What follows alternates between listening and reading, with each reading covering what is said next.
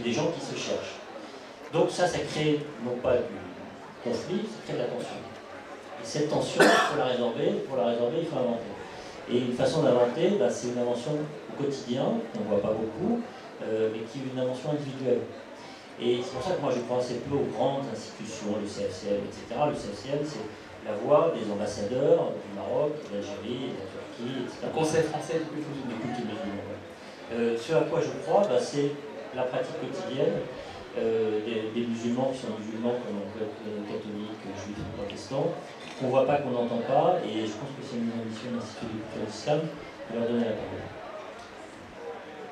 Je vais un petit peu faire le guide dans cette histoire en disant que je croyais, et peut-être je donne, qu'on vit dans un pays, qu'on domine un pays de 130 ans, et un autre pays, la Tunisie, pratiquement 70 ans, et un autre pays, le Maroc, 50 ans. J'ai cru comprendre que la France a pu comprendre quand même cette population musulmane. Or, il s'est avéré effectivement que l'exemple colonial n'a jamais été utilisé comme un levier de connaissance, n'est-ce pas?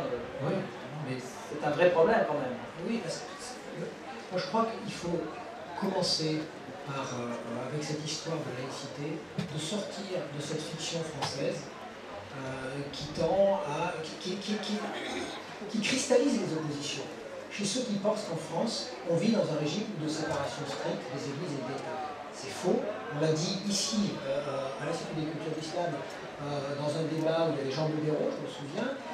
C'est Jean Modéro d'ailleurs lui-même, spécialiste de la laïcité, qui soulève chaque fois ce point, qui dit, dans cette loi, c'est seulement dans le titre où on a séparation des églises et de l'État. Le reste de la loi, c'est la création des associations culturelles, des processus de reconnaissance, etc. D'accord, elle ne subventionne aucun culte, mais juste après, il y a toute une série d'exceptions qui ont fini par se généraliser dans les modifications successives de la loi, ce qui fait que, bon, il faut bien comprendre qu'on est vraiment dans un système de contrôle et de gestion des phénomènes religieux.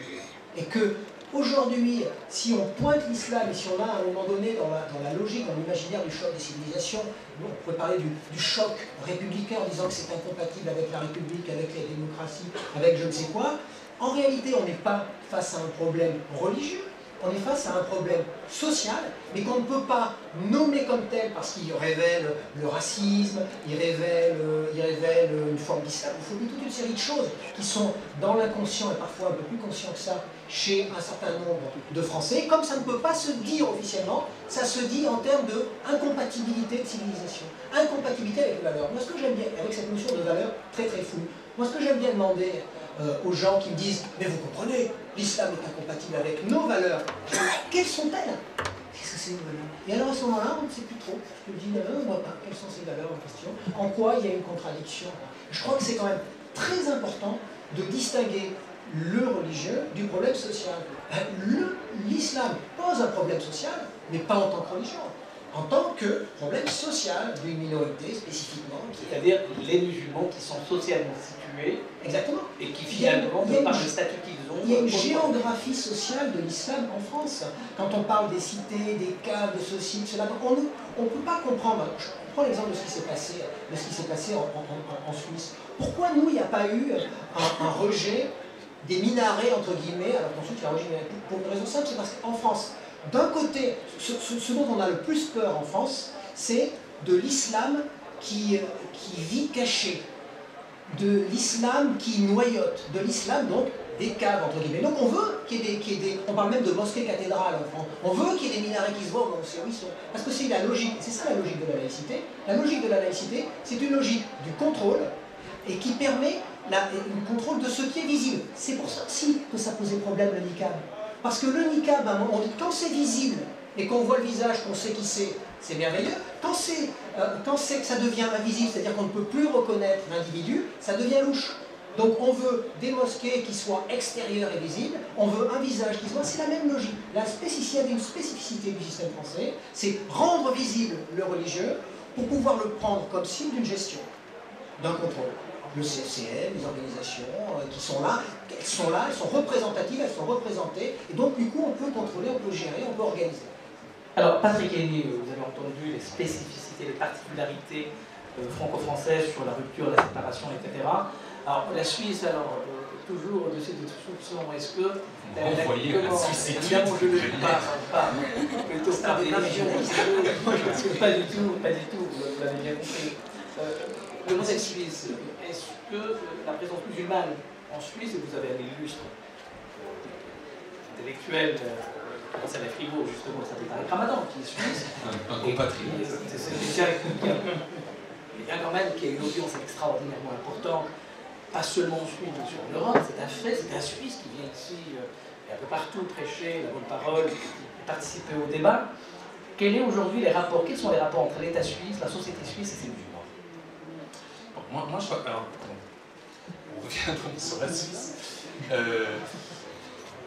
Je pense qu'il y a un point qui est assez intéressant sur le.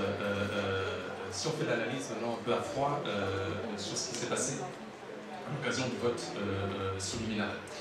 Je pense qu'une des grandes différences entre la Suisse et la France, c'est que d'abord en Suisse, parce qu'il y a une initiative populaire, on a demandé leur avis aux Suisses, et qu'ils ont pu le donner, ce qui n'est pas le cas en France. L'autre phénomène qui est quand même assez passionnant, c'est que la Suisse n'a pas de banlieue, elle n'a pas de passé colonial. Il n'y a pas une géographie sociale de l'islam telle qu'on la connaît en France. Il n'y a pas eu un passé de tension forte. J'ai commencé il y a 20 ans ma première thèse sur l'islam en Suisse. Alors qu'est-ce qui se passe? Mais ne prenez pas ça comme prétexte. Qu'est-ce qui se passe alors? Il n'y a pas de banlieue, il n'y a pas de musulmans, il y a un tout à fait passionnant. C'est que justement, il y a un débat idéologique sur l'islam qui contourne complètement les musulmans et les sociétés laïques. Et c'est ça qui me paraît le plus fascinant dans la configuration de cette conflictualité autour de l'islam depuis quelques années, c'est que tous les débats se situent en dehors de la question sociale, se situent en dehors de la géographie sociale des musulmans. Prenez l'histoire, et ça marche dans les deux sens. Prenez l'histoire des caricatures d'Al Marx. Où est le musulman dans la caricature d'Al Marx? C'est une histoire de normes qui s'universalise tout à coup et qui crée un conflit global qui va jusqu'à incendier des ambassades au Liban notamment. Prenez l'histoire des minarets suisses. Combien de minarets suisses en Suisse? 4 minarets. Les hauteurs de ces minarets, respectivement depuis leur construction, 23, 19, 8, 6 mètres. Je veux dire, le minaret se transforme en chapeau de grange trou. Je veux dire, ce n'est plus une réalité sociale, c'est une espèce de prétexte à débat qui a permis des mobilisations extrêmement fortes et qui marche. Et on pourrait continuer les exemples. La burqa, combien de burqa en Suisse? Donc je dirais que ce qui est intéressant, c'est qu'il y a une espèce de débat idéologique sur l'islam qui contourne la question des musulmans et de la présence réelle, et je pense que là, on a affaire à un piège en termes de débat public et qu'il faut revenir sur la réalité et revenir sur les musulmans et les l'islam en théologie. Bien, on va continuer donc ce grand voyage à travers l'Europe. Alors, l'Angleterre, on a parlé tout à l'heure de l'enracinement des populations musulmanes. Mais tout récemment, le gouvernement anglais commence à revenir un peu de loin dans ses rapports avec une partie des musulmans qui, à un moment donné, prenait ouvertement une certaine violence, si ce n'est un peu plus, et il s'est rendu compte que finalement, il va falloir revoir sa politique à l'égard de ces groupes, au nom d'une tradition juridique anglaise qui consistait à respecter la liberté d'expression, etc. L'Angleterre s'est retrouvée un peu piégée parce que, tout simplement, l'Angleterre calculait autrement ses rapports avec l'islam.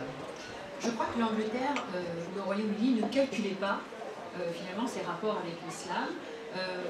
Les rapports entre l'État et les différentes communautés ne se posaient pas finalement en termes particulièrement concrets ou même, je dirais, juridiques.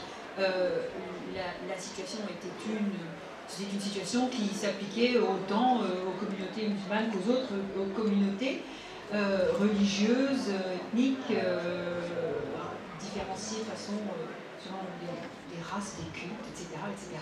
Mais je pense que il y a deux choses qu'il faut comprendre. Primo, c'est qu'effectivement il y a eu un réveil, évidemment, au lendemain des attentats de juillet 2005. C'est à ce moment-là que le Royaume-Uni se posait la question de savoir si peut-être, justement, nous on avait vraiment donné dans l'invisibilité totale, et il y a eu donc ce réveil. Immédiatement après, je pense que le débat a été double. D'un côté, finalement, une sécurisation, pardon,